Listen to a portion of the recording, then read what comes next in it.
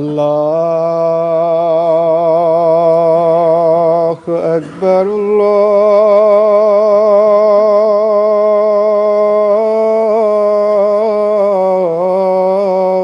الله أكبر الله أكبر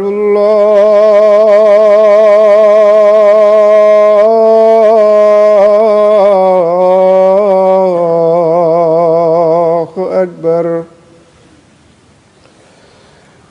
أشهد أن لا إله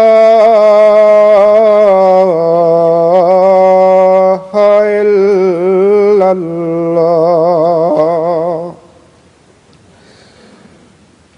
أشهد أن لا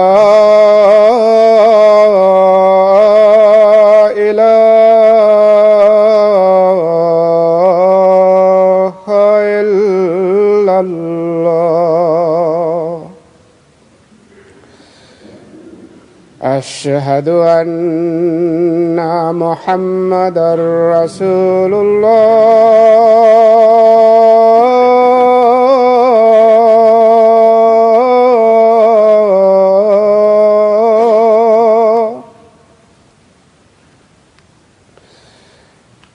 أشهد أن محمدًا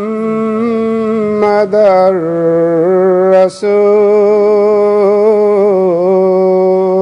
الله. حي على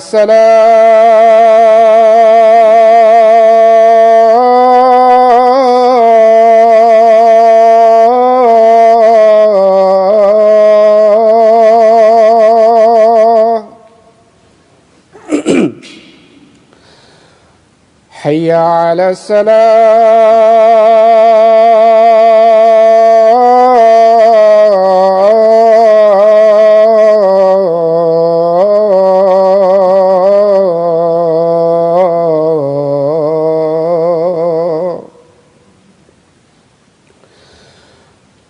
حي على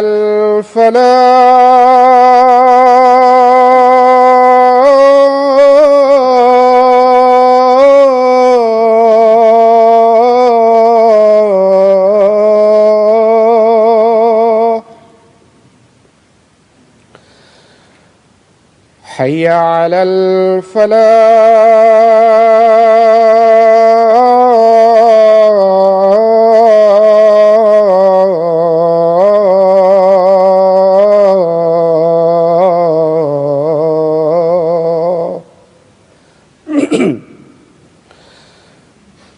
الله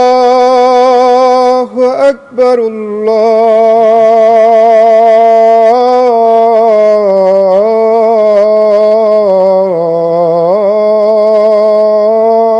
الله أكبر. لا إله إلا الله.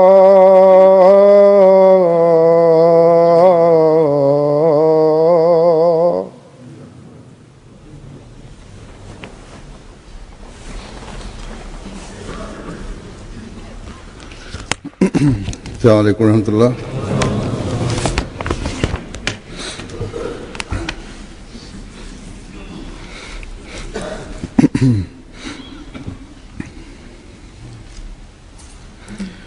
أشهد أن لا إله إلا الله وحده لا شريك له وأشهد أشهد أن محمدا عبده ورسوله أما بعد فأعوذ بالله من الشيطان الرجيم بسم الله الرحمن الرحيم الحمد لله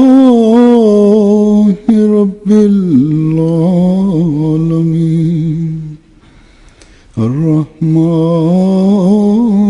الرحيم مالك يوم الدين إياك نعبد وإياك نستعين اهدنا الصراط المستقيم صراط الذين أنعمت عليهم غير المغضوب عليهم ولا الضالين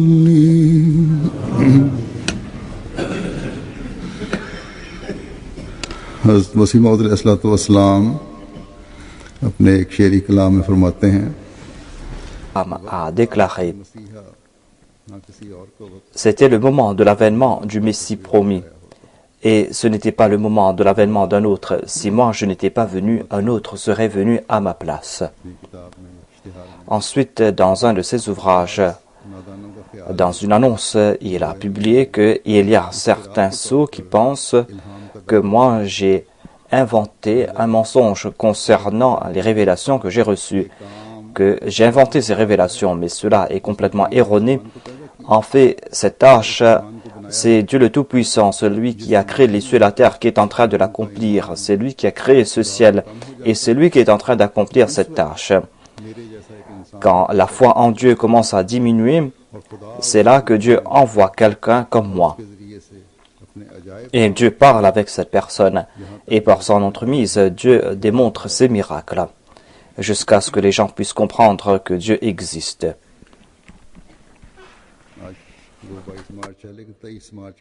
Certes, aujourd'hui, nous sommes le 22 mars, mais le 23 mars, généralement, au sein de la Jamaat Ahmadiyya, nous célébrons la journée du Messie promis.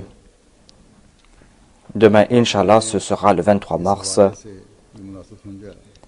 Et dans ce contexte, aujourd'hui, je vais parler à propos de la véridicité du Messie promis alayhi salam. Et je vais présenter ici les paroles même du Messie promis alayhi salam. Je vais présenter ses propos concernant sa véridicité, le fait qu'il était soutenu par Dieu et l'importance de l'avènement de l'imam de l'époque. Et le fait que les musulmans devaient le reconnaître, le fait aussi qu'il avait invité les musulmans à l'accepter. Je vais présenter ces faits et je vais présenter cela dans les paroles même du Messie promis alayhi salam. Il déclare que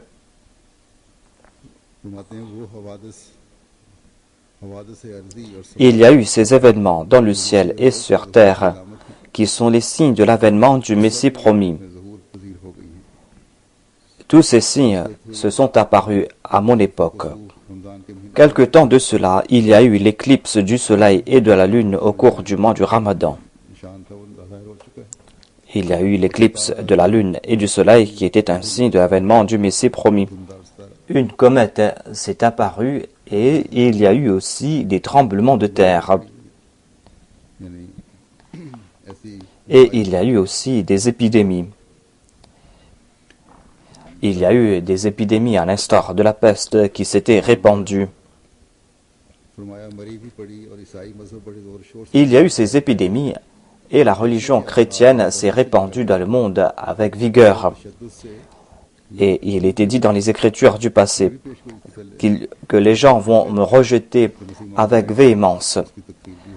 Les gens du passé avaient dit que lorsque le Messie viendra, eh bien, on va le rejeter, on va le qualifier de kafir, on va le qualifier de menteur. Ainsi dit le Messie premier, tous ces signes se sont apparus et ces connaissances se sont manifestés et cela est là pour attirer les gens vers la vérité. Donc, voilà ce qu'a dit le Messie promet salam concernant sa véridicité. Ces signes se sont apparus, mais vous ne voulez pas réfléchir, dit-il. Dans un autre de ses écrits, le Messie promet salam déclare que quant à ces personnes qui se tournent vers la nature et vers la science, qui veulent suivre la science et la nature, pour ces personnes, Dieu a offert cette occasion des plus propices pour qu'elles puissent accepter ce que j'ai à dire, parce que ces personnes ne sont pas empêtrées dans ces difficultés dans lesquelles se trouvent nos autres adversaires, parce que ces personnes savent très bien que Jésus-Christ est décédé.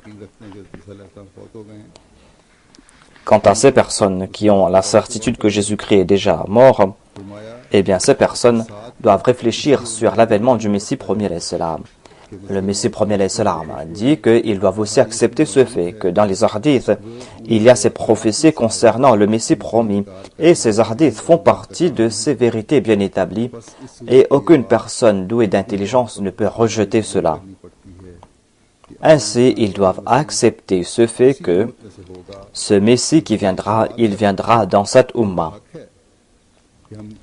On peut se poser cette question, que est-ce que je suis moi le Messie promis?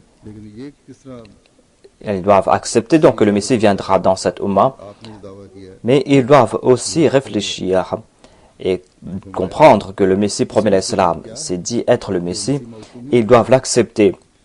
Quelle est la preuve à ce sujet que moi je suis le Messie, vont-ils me demander? La réponse à cela est que le Saint-Coran et les hadiths nous ont informés du pays dans lequel le Messie doit venir, dans la région où il doit venir. Et il y a aussi ces raisons pour lesquelles le Messie devait venir. Il y avait ces conditions qui devaient se réunir pour que le Messie vienne. Et il y a aussi ces événements qui devaient apparaître dans le ciel et sur terre, qui seront parmi les signes du Messie. Et il y a aussi ces connaissances qui sont les qualités du Messie. Tout cela se sont réalisés en ma personne. Tout cela est apparu dans mon pays à mon époque. Dieu les a fait apparaître à mon époque. Et en sus de cela, il y a le soutien de Dieu qui m'a accompagné. Ensuite, le Messie premier l'Islam a cité des vers en langue persane.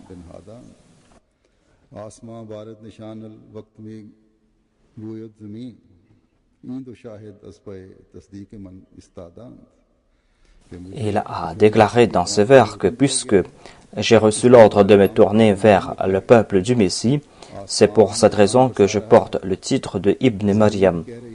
Le ciel est en train de montrer des signes et la terre est en train de proclamer que c'est le moment. Voilà ces deux témoins qui témoignent en ma faveur.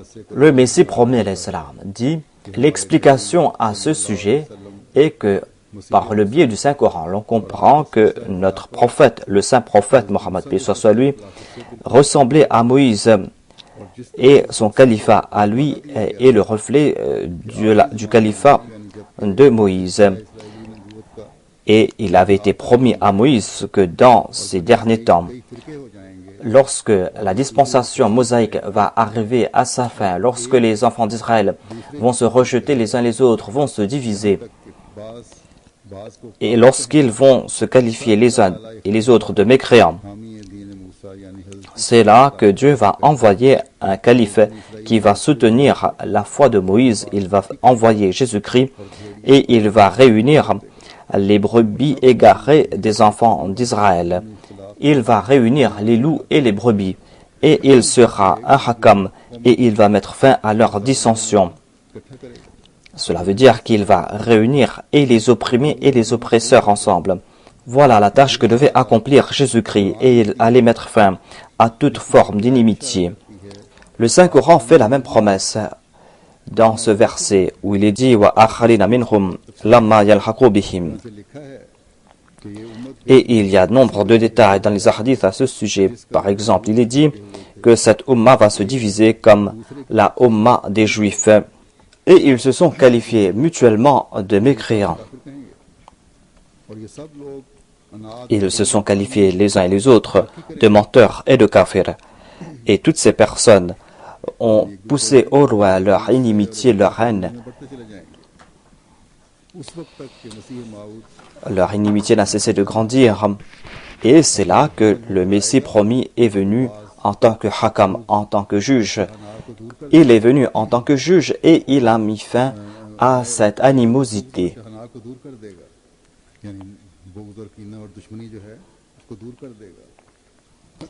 Et le Messie est venu et il a mis fin à leur animosité mutuelle. Et il a réuni et les loups et les brebis. Il a réuni les oppresseurs et les opprimés. Il a réuni les faibles et les puissants. Il les a réunis sous la bannière d'une seule religion, afin que ces derniers puissent chercher le plaisir de Dieu. Le Messie premier déclare que l'histoire témoigne que le Messie est apparu à cette époque lorsque le peuple israélite était divisé, lorsqu'ils se qualifiaient les uns et les autres de kafirs.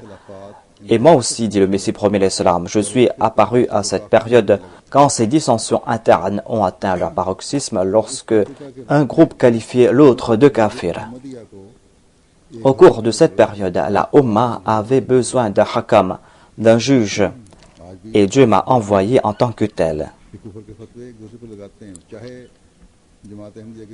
Aujourd'hui aussi, ces musulmans sont en train de qualifier de kafir les uns et les autres. C'est vrai qu'ils se sont réunis pour insulter la communauté ahmadiyya, pour nous qualifier de kafir, de mécréants, mais quand même, ils se sont lancés des fatwas, les uns à l'encontre des autres, pour se qualifier de mécréants. Et le Messie promis a déclaré que le Saint-Coran et les hadiths donnent des indications à ce sujet, à savoir que Isa est apparu 1300 ans après Moïse. De même, moi aussi, je suis apparu au cours du XIVe siècle après le saint prophète. C'est pour cette raison que des gens ont vu des visions à ce sujet. Ils ont compris que le Messie promis apparaîtra au cours du XIVe siècle.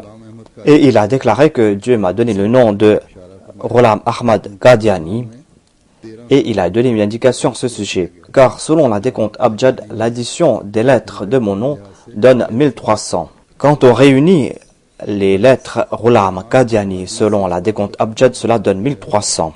Ainsi dit le Messie premier le Saint-Coran et les hadiths prouvent amplement que le Messie qui viendra apparaîtra au cours du XIVe siècle. Il viendra au cours de cette période où ces dissensions au sein de l'islam atteindront leur paroxysme.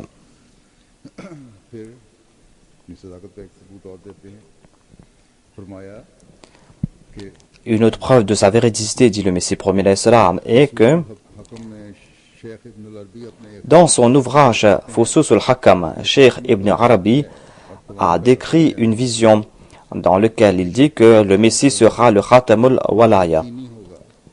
Et il y aura une fille qui va naître avec lui et il sera de la région chinoise. Et que ses grands-parents seront d'une région chinoise. Et Dieu a réalisé toutes ces choses. J'ai déjà décrit que lorsque je suis né, j'avais une sœur jumelle. Et nos aïeux étaient de la région de Samarkand. Samarkand qui était dans une province chinoise. Ensuite, le Messie premier a déclaré que j'ai déjà décrit auparavant que, à la lumière de ce que nous dit le Saint-Coran, personne ne peut se dire être un envoyé de Dieu tant qu'il ne remplit pas 3 conditions. La première condition est que les Écritures saintes doivent témoigner en sa faveur, c'est-à-dire sa déclaration ne doit pas aller à l'encontre de ce que dit la parole de Dieu. Ensuite, il doit être soutenu par des arguments logiques. Troisièmement, des signes célestes doivent témoigner en sa faveur. Ces 3 conditions sont réunies pour prouver ma véridicité. Les hadiths sont là pour éclairer celui qui cherche la vérité. C'est-à-dire, il y a les hadiths qui sont là, et celui qui cherche la vérité trouvera la vérité. Si l'on n'est pas entêté, si l'on cherche réellement la vérité, eh bien certainement on va trouver cette vérité. On va voir cela à travers ces écritures. Et ces écritures vont convaincre celui qui cherche la vérité. Parmi ces hadiths, il y a ces hadiths qui évoquent la différence entre la physionomie de Jésus-Christ et du Messie qui viendra. Dans le recueil Sahih Bukhari, à la page 468, 876 et 1055. En tout cas, ces hadiths se trouvent dans le chapitre Nuzul Isa et dans le livre Kitab al-Anbiya, dans le recueil Bukhari. Et dans ces hadiths, on a décrit différemment Jésus-Christ, celui qui a été envoyé aux enfants d'Israël, et le Messie promis qui viendra parmi les musulmans. Le Messie promis, alayhi salam, déclare que dans ces hadiths, on trouve mention du Messie promis. Il est dit que le saint prophète Mohammed, paix soit lui, dans une vision, a vu que le Messie promis faisait le tour de la Kaaba. Et il a décrit ce Messie. Il a dit qu'il était de teint basané et que ses cheveux n'étaient pas bouclés, mais étaient longs. Et il a décrit Jésus-Christ, fils de Marie, ce prophète israélite. Et il a dit qu'il était de teint rougeau et qu'il avait des cheveux bouclés. Et dans le recueil Sahih Bukhari, on trouve mention de cela à plusieurs reprises, que le Messie promis qui viendra sera de teint basané et aura des cheveux longs. Et il est dit que Isa ibn Maryam est de teint rougeau et a des cheveux longs. Et cela prouve que, selon le saint prophète Mohammed, paix soit lui, ce Messie qui viendra sera une personne différente. Et il a dit qu'il sera imamukum minkum, il sera votre imam. Et il a décrit Jésus-Christ, fils de Marie, comme une autre personne. Et pour certaines raisons, il a donné le titre de Isa ibn Maryam à ces deux personnes. Il y a un autre point qui mérite notre attention, c'est que le saint prophète Mohammed, paix soit lui, là où il a évoqué le Messie promis, il ne s'est pas arrêté là. Il ne s'est pas contenté de dire qu'il sera de teint basané et qu'il aura les cheveux longs, mais il a aussi évoqué le Dajjal en sa compagnie. Mais là, on trouve mention de Isa ibn Maryam, le prophète israélite. Il n'a pas mentionné le Dajjal, l'antéchrist. Cela prouve encore une fois que selon le saint prophète Mohammed Mustafa, il y aura deux Isa ibn Maryam. Il y aura celui qui sera de teint basané, qui aura des cheveux longs, et il y aura le Dajjal qui l'accompagnera. Et il y aura celui qui sera de teint rougeau, qui aura des cheveux bouclés. Il sera le prophète israélite et le Dajjal ne l'accompagnera pas. Que l'on comprenne aussi que Isa ibn Maryam était de la région du Levant, c'est-à-dire du Moyen-Orient. Et ces personnes, on ne leur donne pas le titre de teint basané. Mais ce sont les Indiens qui ont le teint basané. Et grâce à cela, l'on comprend aussi que celui qui viendra, le Messie qui aura le teint basané, ne sera pas du Moyen-Orient, mais sera de l'Inde. Et l'histoire du christianisme nous explique que Hadrat Isa ibn Maryam n'était pas de teint basané. Mais à l'instar des gens du Moyen-Orient, il aura le teint rougeau. Mais le Messie qui viendra ne sera pas comme les gens du Moyen-Orient, tout comme l'a dit les hadiths. Ensuite, le Messie premier a déclaré que si les mollahs d'aujourd'hui font preuve d'honnêteté, s'ils réfléchissent sur la foi, ils vont devoir accepter ce fait, que ce réformateur qui viendra au cours du XIVe siècle va devoir briser la croix. Voilà la tâche qui a été confiée au Messie promis. La conclusion que l'on doit tirer, c'est que le réformateur du XIVe siècle doit être le Messie promis. Si au cours du XIVe siècle, les péchés, à l'instar de la consommation de l'alcool et de l'adultère, vont atteindre leur comble, au cours de ce XIVe siècle, il y a eu d'autres péchés, d'autres vices. Des vices se sont répandus. Par exemple, il y a la consommation de l'alcool, l'adultère, tout cela se sont répandus. En réfléchissant sur tout cela, l'on va comprendre que la raison derrière tout cela est cet enseignement qui dit que le sang d'une seule personne a payé le péché de l'humanité tout entière. Tous ces vices se sont répandus, a-t-il expliqué, parce que on a présenté cette doctrine de la rédemption à savoir que grâce à la rédemption de Jésus-Christ, l'on ne sera pas questionné concernant ses péchés. Et dit le Messie premier l'Islam, c'est pour cette raison que certains de ces péchés se sont répandus, surtout en Europe. Maintenant, cela concerne le monde tout entier. Le mensonge est en train de se répandre partout, dit le Messie premier l'Islam. Ainsi, d'autres pays ont subi leur influence. Et ainsi maintenant, dans tous ces peuples, il y a cette liberté outrancière. Cela ne concerne pas uniquement l'Europe, mais là où cela est en train de se répandre, il y a la télé, il y a d'autres moyens qui sont en train de répandre cette liberté outrancière. Partout là-bas, les gens sont en train de commettre ces indécences. Le Messie premier l'Islam explique que certes, il y a des gens qui vont mourir de ces maladies. Il y a des épidémies qui vont se répandre, mais les gens ne comprennent pas que tous ces châtiments sont en raison de la conséquence de leurs mauvaises actions. Il y a ces calamités qui sont en train de frapper en raison des actions des autres. Ils ne réfléchissent pas à ce sujet. C'est pour cette raison que l'amour pour Dieu s'est refroidi et c'est pour cette raison qu'il ne ressent plus la grandeur de Dieu. Il y a aujourd'hui des calamités qui sont en train de frapper le monde et on doit réfléchir à ce sujet.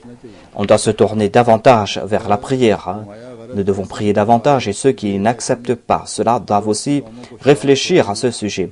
Ainsi donc, dit le Messie premier l'Islam, la rédemption a poussé l'Europe à s'empêtrer dans des péchés et des vices et cela a eu de l'effet sur les autres peuples. Il n'y a pas de doute que ces vices sont ces péchés, ces maladies. Si une femme pieuse vit parmi les prostituées, même si elle ne commet pas de péché, son cœur sera corrompu en étant témoin de cette société pécheresse. Parce que l'atmosphère aura de l'effet sur elle. L'environnement immédiat aura de l'effet sur elle. Ensuite, le Messie premier l'Islam a dit que la miséricorde de Dieu et son sens de l'honneur a décrété qu'il doit protéger les gens de la Trinité et de démontrer aux hommes ce que c'est que la Dajjalia. Et puisque au début du XIVe siècle, cette calamité avait atteint son apogée, c'est-à-dire ce malheur avait atteint son comble au début du XIVe siècle. C'est pour cette raison que Dieu a décrété qu'au cours de ce XIVe siècle, il doit envoyer ce réformateur qui va briser la croix. Car le réformateur est comme un médecin et la tâche du médecin, c'est de s'occuper de cette maladie qui a pris vigueur, d'enlever cette maladie qui a pris de l'ampleur. Ainsi, puisque le Messie devait briser la croix, eh bien le deuxième point sera aussi vrai, à savoir que le réformateur du XIVe siècle qui devait briser la croix, c'est le Messie promis. Comment est-ce qu'il va briser la croix, dit le Messie premier l'Islam. À ce sujet, il déclare qu'on peut se poser cette question: pourquoi le Messie et comment le Messie va-t-il briser la croix? Comment est-ce que le Messie va-t-il briser la croix? Est-ce qu'il va se battre? Est-ce qu'il va prendre les mollahs comme le disent nos opposants? Ou est-ce qu'il va utiliser d'autres moyens? La réponse est que ces mollahs, qu'Allah ait pitié d'eux, sont en train de commettre des erreurs. Le but du Messie, ce n'est pas de se battre avec des armes, mais sa tâche à lui, c'est de présenter des arguments logiques. Il doit présenter des signes célestes et il doit prier afin de mettre fin à ces troubles. Voilà les trois armes que Dieu lui a confiées. Et ces trois armes sont très puissantes. Et certainement, personne ne pourra se mesurer à lui en raison de ces armes. En fin de compte, il va briser la croix par ses moyens. Et toute personne qui cherche la vérité va comprendre cela. C'est-à-dire que toute personne qui va faire des recherches va se détourner de la Trinité. La grandeur de la croix va s'amenuiser à ses yeux et petit à petit, il sera enclin à accepter le tawhid et cette porte va s'ouvrir. Tout cela va se faire graduellement, car toute tâche que Dieu accomplit, il l'accomplit graduellement. Il va se faire cela au cours de notre vie et certaines de ces tâches, il va l'accomplir après moi. Le progrès de l'islam a été graduel Et à la fin, son progrès aussi sera graduel. C'est aussi la tâche de ceux qui ont accepté le Messie promis que d'accomplir cette œuvre et de parachever cette œuvre et d'établir l'unicité de Dieu. Ensuite, le Messie promis alayhi salam a expliqué qu'il est le imam et le hakam, le juge, et il a déclaré que il est dit à propos de l'imam de l'époque qu'il sera le nabi, le rasoul, le muhaddas et le réformateur. Mais il y a ces personnes à qui on n'a pas confié la tâche de guider les hommes. Et ces personnes n'ont pas atteint ces sommités, même si ces personnes sont des walis ou des walis, des saints. Ces personnes ne pourront être qualifiées de l'imam de l'époque. En fin de compte, on doit se demander, alors qui est l'imam de notre époque? Qui est l'imam que tous les musulmans doivent suivre? Toute personne pieuse doivent suivre cet imam. Qui est cet imam?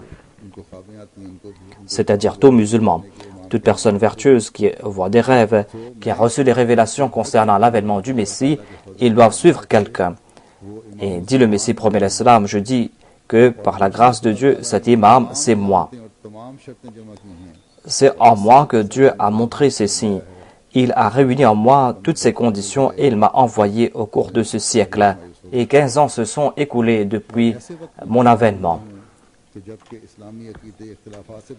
Et je suis apparu au cours de cette époque, alors que la dissension régnait parmi les musulmans. Il y avait des dissensions concernant chaque doctrine de l'islam. Et on avait aussi les croyances erronées concernant l'avènement de Jésus-Christ. Il y avait des dissensions à ce sujet. Certains disaient que Jésus-Christ était vivant, d'autres disaient qu'il était mort. Certains disaient qu'il devait descendre physiquement, d'autres disaient qu'il devait venir spirituellement. Et certains disaient qu'il viendra à Damas, d'autres disaient qu'il viendra à la Mecque, d'autres disaient qu'il viendra à Jérusalem, d'autres disaient qu'il viendra avec des armées, et certains disaient qu'il viendrait en Inde. En tout cas, voilà ces concepts qu'on avait. Et on avait besoin de quelqu'un pour juger ces différends. Ce hakam, ce juge, c'est moi. C'est moi qui a été envoyé pour briser la croix spirituellement. Et je suis venu mettre fin à ces dissensions. Et tout cela requiert que je devais être envoyé. Il n'était pas important pour moi de chercher d'autres preuves en ma faveur, car l'époque elle-même est en train de prouver qu'on avait besoin de l'imam de l'époque. Et cette preuve à elle seule suffit. Mais Dieu a montré des signes en ma faveur. Et comme j'ai jugé concernant d'autres différends, comme je suis le hakam de même, je suis le juge concernant les différends concernant la vie et la mort de Jésus-Christ. Et j'accepte comme vrai ce qu'a dit l'imam Malik Mu'tazila concernant la mort de Jésus-Christ. Et les autres Ahl Sunnah ont commis des erreurs à ce sujet. Ainsi, en tant que hakam, je suis en train de juger ce différend, à savoir que ceux qui disent que Nuzul a un sens spirituel sont en train de dire vrai, car il était important pour le Messie de venir spirituellement.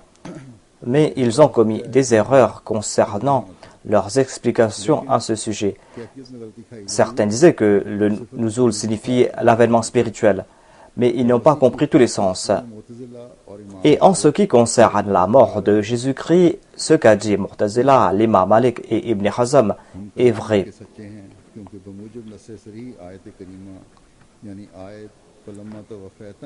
Tout cela est en accord avec ce verset « Falamma tawaffaytani ». Et le Messie devait mourir avant que les chrétiens ne se corrompent. Ainsi, je suis le hakam, celui qui ne va pas accepter mon jugement, eh bien, il ne va pas accepter celui qui m'a envoyé, à savoir Dieu. On peut me demander, prouvez que vous êtes le hakam.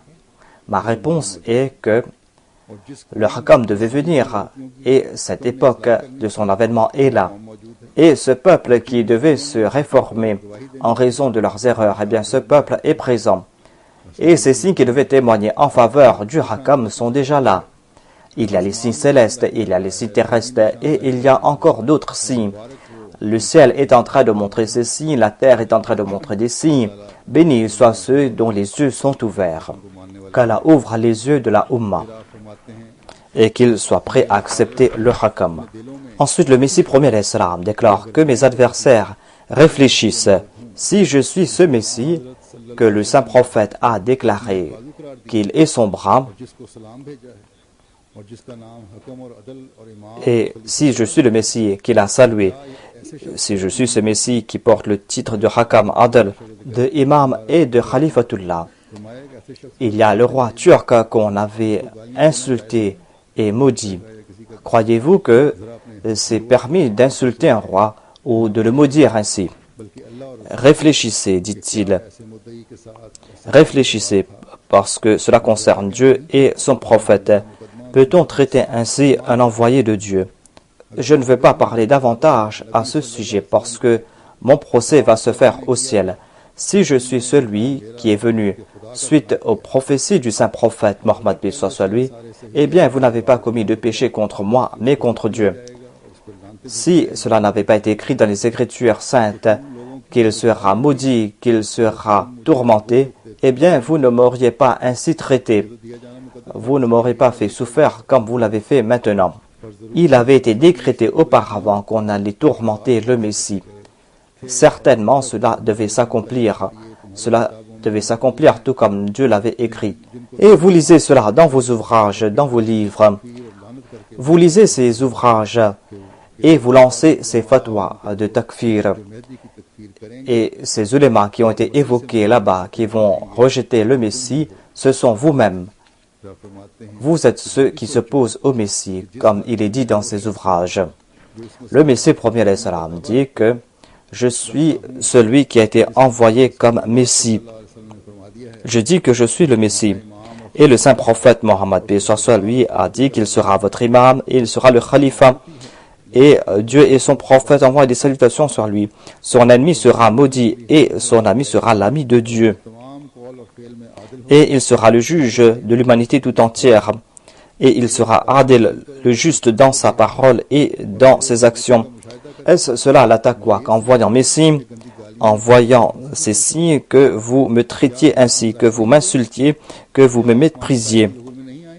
Est-ce que les signes ne sont pas apparus? Est-ce qu'il n'y a pas des signes dans le ciel?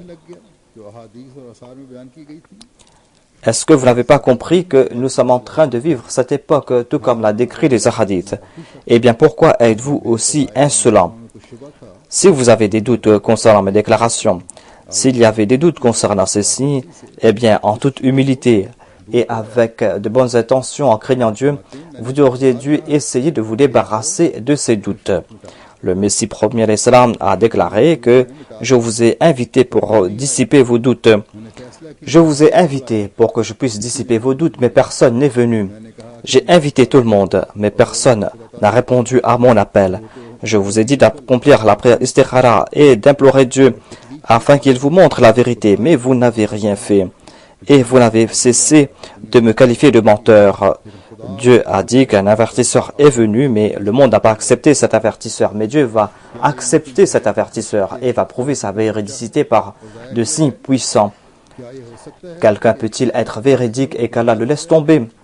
Est-il possible que quelqu'un vienne de la part de Dieu et que Dieu le détruit? Ne vous battez pas contre Dieu. C'est Dieu qui a accompli cela pour vous et pour votre foi. Vous pouvez faire face à l'éclair, mais vous ne pourrez pas faire face à Dieu. Si c'est l'homme qui avait accompli cette tâche, eh bien on n'aurait pas eu besoin même de vos attaques. Dieu lui-même aurait détruit ce mouvement. Malheureusement, le ciel est en train de témoigner, mais vous n'entendez pas cela. La terre est en train de dire qu'on a besoin de cet imam, mais vous ne voulez pas entendre cela. Oh malheureux, regardez comme on est en train de fouler aux pieds l'islam. On est en train de déshonorer l'islam. On dit que l'islam est faux. Le sens de l'honneur de Dieu ne va-t-il pas entrer en action? Comprenez que le ciel se tourne vers nous et ce jour est proche quand tout le monde va dire Ana al-Mawjoud, qu'Allah ouvre les oreilles des musulmans et qu'ils puissent entendre cet appel.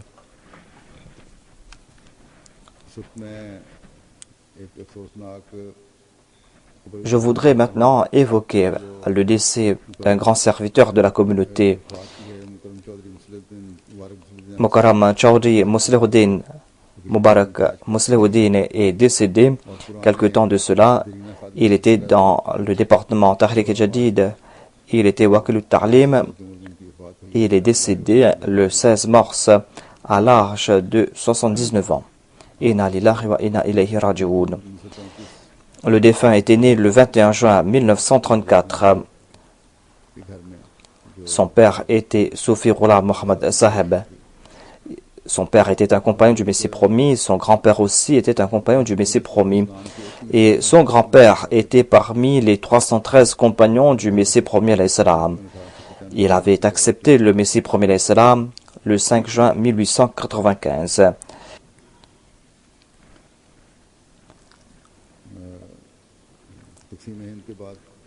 Après la partition de l'Inde, le grand-père du défunt a reçu l'ordre du deuxième calife de partir pour Qadian. Il faisait partie des derviches de Qadian et il est décédé là-bas. Et il a été enterré à la Bahishti Maqbara de Qadian. Le père du défunt, qui était aussi un compagnon du Messie premier alayhi salam, il s'appelait Soufi Ghulam Mohammad Saheb. Soufi Saheb aussi a servi comme un Waqf Zindagi. Il a servi la communauté pour une longue période. Il était un enseignant à la Talimul Islam High School. Il était surintendant de cette école. Et il a servi aussi au sein de la Tahrik Jadid. Il a été Nazir al-Sani et il a occupé d'autres postes au sein de la communauté. Le grand-père du défunt était de la région du Gujarat.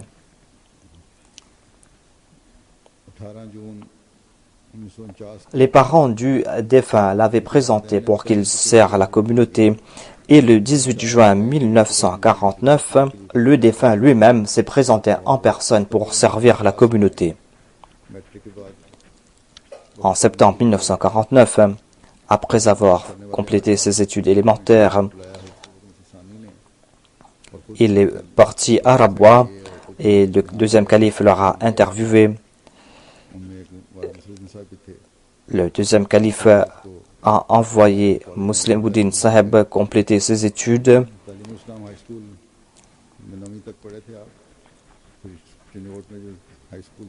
Il avait étudié à la Talimul Islam High School. Ensuite, il a étudié aussi à Chinyot. Ensuite, en 1953, il a étudié à Lahore. Il a complété sa licence et en 1956, il a étudié aussi la comptabilité.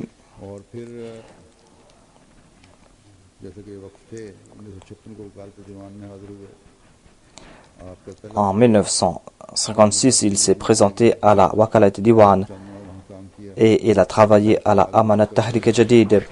Il a travaillé là-bas pour quelques mois. Ensuite, il a travaillé à la Wakalat Mal. Ensuite, il avait travaillé dans un département commercial de la communauté. Il a travaillé dans cette compagnie pour quelque temps. Ensuite, il est retourné à la Tahrik Jadid en 1964 et ensuite, de 1972 en 2001, il a travaillé à la Wakalat Mal Sani.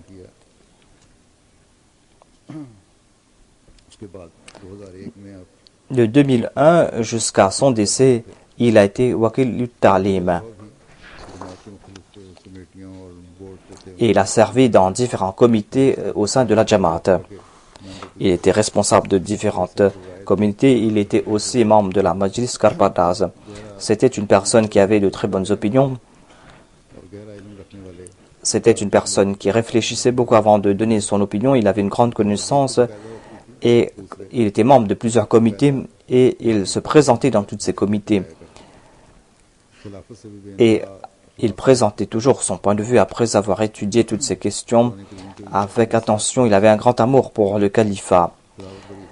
Il avait mémorisé une bonne partie du Saint-Coran et sa récitation du Saint-Coran était très bonne. Et au cours des Majlis et Shura, il avait l'occasion de réciter le Saint-Coran et il a servi la communauté pendant 57 ans. Il a aussi servi au sein des organisations auxiliaires.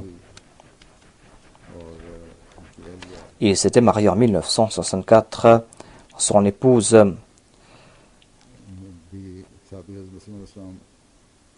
était la petite fille d'un compagnon du Messie premier alayhi salam. Le beau-père du défunt s'appelait Ghulam Rasoul Saheb. 3 बेटे और 2 बेटियां हैं। Le défunt a laissé derrière lui 3 fils et 2 filles. ये काम करने वाले अगर सिलसिले या निज़ाम के खिलाफ Son épouse disait que s'il y avait quelqu'un qui venait à la maison et qui parlait contre la Jamaat, eh bien, il n'aimait pas cela. Il ne pouvait endurer ce qu'on le parle contre la communauté. Son épouse était la sadr de la Lajna Imaïla, et lorsqu'elle devait partir en tournée, son époux ne l'empêchait pas. Au contraire, il voulait qu'elle sert la communauté en premier. Et dans certaines occasions, elle était partie travailler et c'était lui, le défunt, qui préparait lui-même son repas. Son fils Mansour Anjum Saheb rapporte que j'avais envoyé le défunt quelque temps de cela au Bangladesh. Il est tombé malade depuis plus de 30 ans. Il est cardiaque, mais il a commencé à souffrir de sa maladie. Et son fils a dit que je vais venir au Bangladesh vous rencontrer. Son père lui a dit non, ne viens pas ici. Je suis là pour servir la Jamaat et la Jamaat va s'occuper de moi. Je suis en train de suivre les directives du calife. Et certainement, il demandait toutes choses au calife.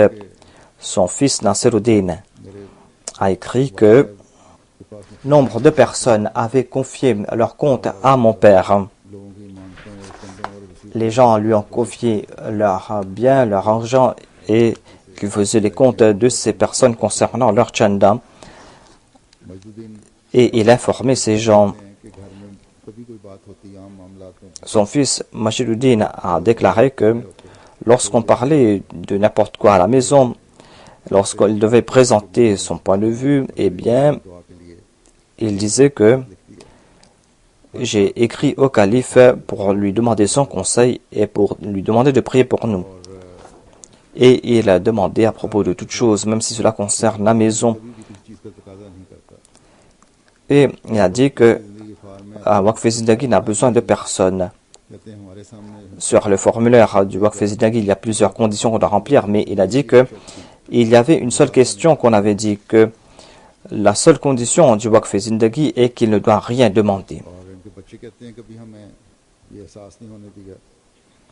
Son fils a dit que jamais nous n'avons ressenti que nous sommes des enfants de Waqf Zindagi et que on manque de quelque chose. Le père lui-même se mettait en difficulté pour subvenir aux besoins de ses enfants.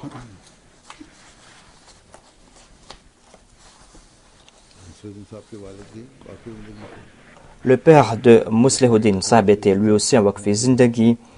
C'était son fils unique. Et il avait aussi 7 sœurs, mais son père avait dédié son fils et jamais il ne s'est plaint d'aucune difficulté.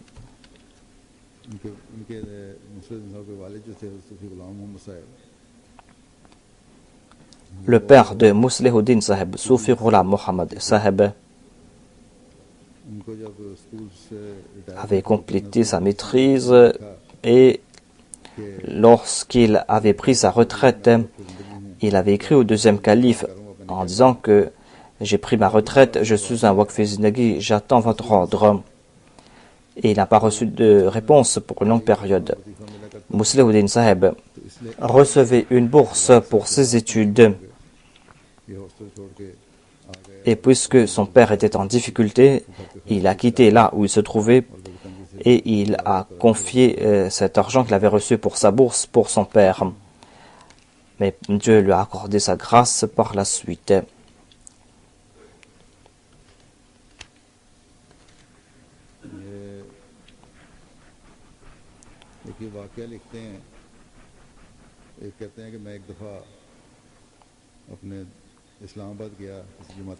Muslihuddin Saheb a dit que un jour j'étais parti à Islamabad pour une tâche quelconque. J'avais un ami que je n'avais pas rencontré depuis longtemps. Je suis parti le rencontrer et il m'a dit que ces temps-ci tu es Naïb Wakilul Mal et la situation dans la Jamaat est bonne. Est-ce que tu as un bon salaire? Il voulait lui faire comprendre que maintenant tu dois recevoir un meilleur salaire. Il a dit que moi, tout ce que je reçois, cet argent que je reçois est béni. Et toi qui travailles pour l'État, tu n'auras pas autant de bénédictions. Tu es un secrétaire au sein de l'État, mais tu n'auras pas autant de bénédictions. En tout cas, dit-il, le lendemain, je me suis préparé pour partir et mon ami devait partir avec moi. Il partait en cours de route et c'est l'ami lui a dit qu'on va prendre un taxi. Elle a dit que pourquoi attendre le taxi, on va partir à pied. Il marchait à pied et c'est là que une voiture s'est arrêtée à côté d'eux. C'était une voiture officielle.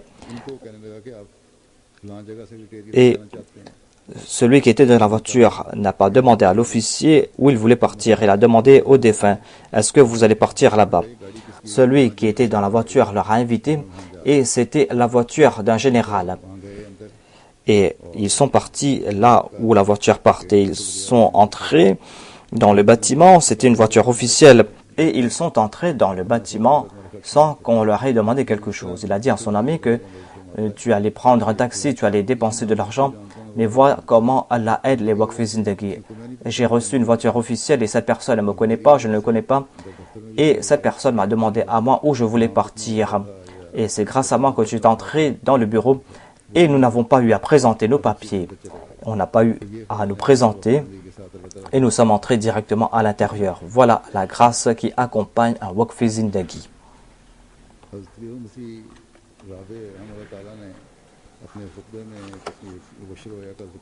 Hadrat Khalifatul Masih Rabi avait évoqué un rêve qu'il avait vu dans lequel il avait vu le défunt. Le quatrième calife a dit que j'ai vu dans ce rêve que j'étais dans un bus. J'étais dans ce bus avec moi et quelques amis et nous allions traverser une rivière. Je ne me souviens pas de l'état du bus, mais on dirait que ce bus s'est arrêté tout près du pont. Et il y avait quelque raison pour laquelle le bus n'a pas pu traverser le pont. Et les voyageurs sont descendus du bus.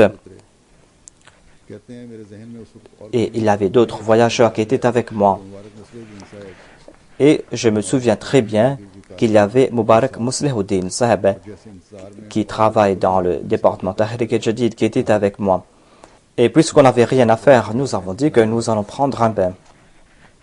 Moi et tous deux, nous sommes entrés dans l'eau. Et je me suis dit que nous devons retourner à la berge, mais Mubarak Muslihuddin m'a dépassé et il m'a dit que nous allons traverser la rivière à la nage. Et je me suis dit que le courant est très fort. C'est comme s'il y avait une inondation. En tout cas, il y avait un courant très fort et je me suis dit que je ne sais pas si nous pourrions traverser la rivière. Mubarak Muslihuddin a dit que nous allons le faire et je l'ai accompagné. Moi, je ne suis pas un très bon nageur, a dit le quatrième calife, mais j'ai eu la force de nager. Et avec quelques brasses, j'ai pu parcourir de grandes distances. Lorsque je me suis retourné, j'ai vu que l'autre berge où nous étions auparavant était très loin.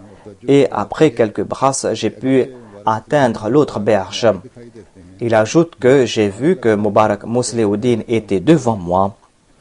Mais lorsque je suis arrivé à la berge, j'étais le premier. Et nous sommes arrivés sur l'autre rive. Et c'est ainsi que nous sommes dit comment sortir de là. Le rêve s'est arrêté là, avait dit le calife. Ce n'est pas un rêve ordinaire qui peut venir à l'esprit. C'est pour cette raison que ce rêve a eu un grand effet sur moi. Je me suis dit qu'il y a un message dedans. Et Dieu veut nous faire comprendre que nous allons parcourir de nouvelles étapes. Et je n'ai pas compris certains points. Je ne sais pas pourquoi nos compagnons sont restés en arrière, pourquoi nous les avons dépassés. Mais en tout cas, cela veut dire que certainement il y a de bonnes nouvelles dedans.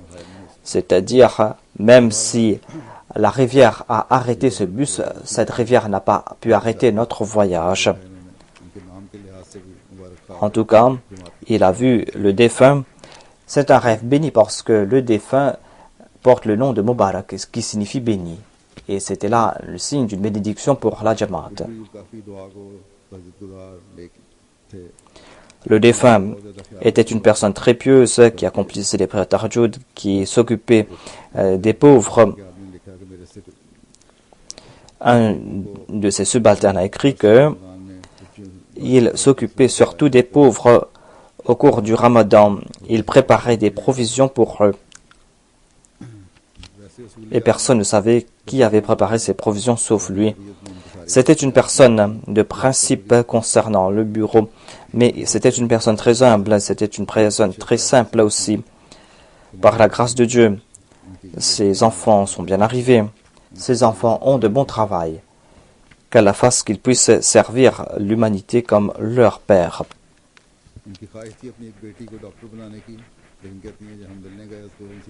Il voulait faire d'une de ses filles un médecin, mais lorsque nous sommes partis voir le 4e calife, a-t-il dit, le calife a dit que lorsque votre fille sera médecin, eh bien, va être très difficile pour sa vie familiale. Et il n'a pas dit davantage. Mais par la suite, il a envoyé sa fille au Canada où elle a complété ses études. Elle a fait son doctorat là-bas.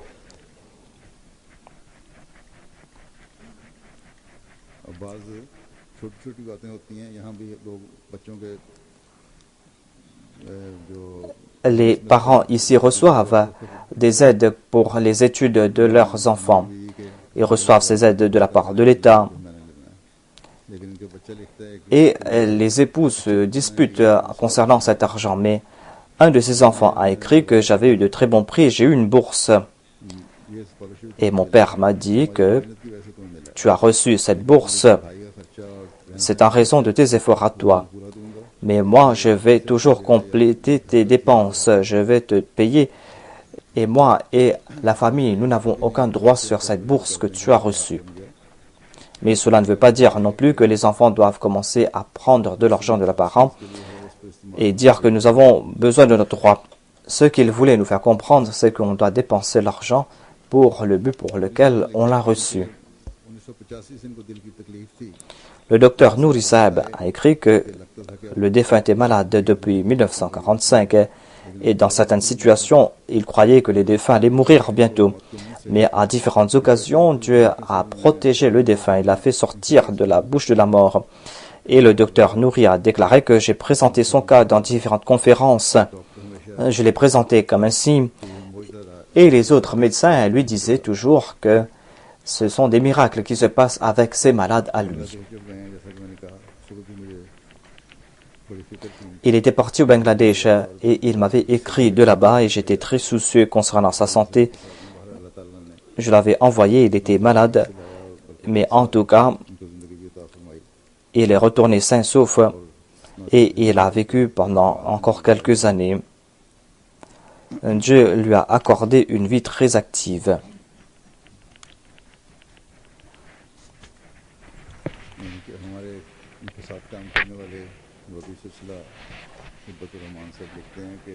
Un missionnaire qui travaille avec lui, M. Hibatur Rahman, a écrit que le défunt devait prononcer un discours le 20 mars à la Jamia Ahmadiyya pour la journée du Messie promis.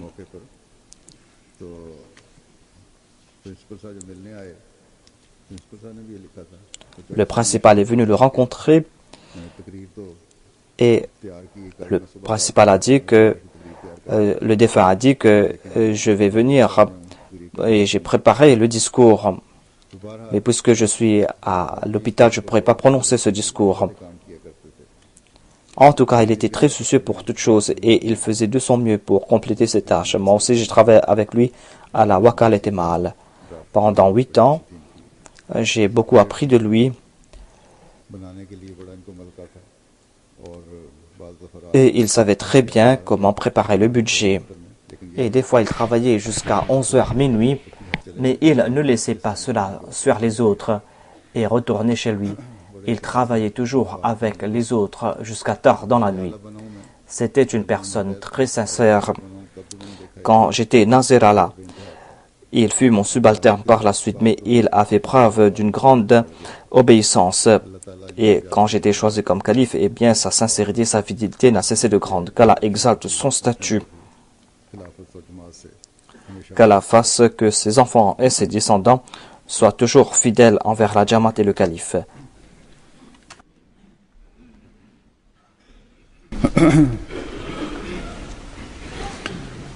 नमाज़ों के बाद मैं जिनका जनाज़ा गायब भी पढ़ाऊँगा इंशाअल्लाह। अल्हम्दुलिल्लाह नहमदुहु व नस्तईनुहु व नस्तगफिरुहु व नुमिनु बिही व नतवक्कलु अलैहि व नऊज़ु बिल्लाहि मिन शुरूरि अनफुसिना व मिन सय्यिआति अअमालिना मन यहदिहिल्लाहु फला मुदिल्ल लहु व मन युद्लिल्हु फला हादिय लहु व नशहदु अन ला इलाहा इल्लल्लाह व नशहदु अन्ना मुहम्मदन अब्दुहु व रसूलुहु। इबादल्लाह रहमकुमुल्लाह इन्नल्लाह यामुरु बिल अदलि वल इहसानि व इताइ ज़िल क़ुर्बा व यन्हा अनिल फ़हशाइ वल मुनकरि वल बग़य यइज़ुकुम लअल्लकुम तज़क्करून। उज़्कुरुल्लाह यज़्कुरुकुम वदऊहु यस्तजिब लकुम व लज़िक्रुल्लाहि अकबर।